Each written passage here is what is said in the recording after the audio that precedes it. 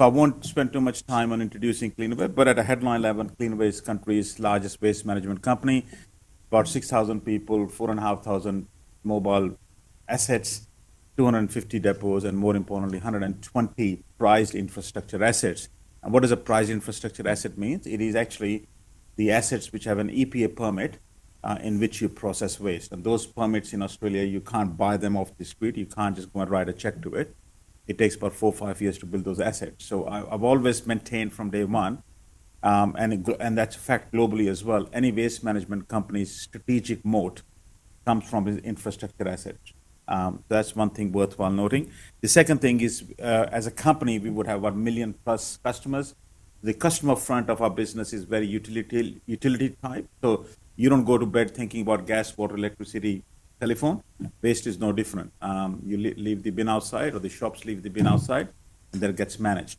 What is now changing fundamentally in the market is that, or in the consumer or society, is that waste is now becoming quite topical, and sustainability is becoming a second synonym word for waste management. So as a waste management company, you fundamentally got to own three things. You got to own the sustainability. Basically, you're offering a waste management solution to a consumer which they feel satisfied enough that it's not actually impacting the climate.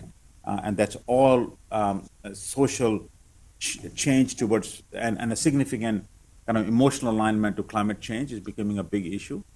And it is actually a proven fact now that the world can't achieve its climate change target by just tinting its window or putting solar cells on the roof. Without an absolute waste management, through circular economy, we will not get there.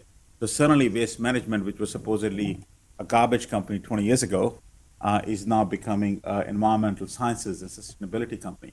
And that's what we're trying to position. That's what we aim for last 3 years. So three things are important for any good waste management company. Has to have a strategic assets, which can actually convert waste into some kind of a resource. Sustainability is a solution which you've got to give it to customer. And when you have 1 million plus customers, you need to be able to retain them and service them very well. So those are the three things we talk about quite often. And we had a half-year presentation about a couple of months ago. We had by the way, just also a year ago, we acquired a company called Toxfree, which was another listed entity in Australia. We committed at that time that we will deliver $35 million in synergies. Toxfree had a EBITDA of about $82 million. So we committed 40% of their earnings as synergies, and we have subsequently committed at least 5-6 times now that we are on track, and we'll remain on track, and we are committing to give $35 million by June 2020. So that's all going on track.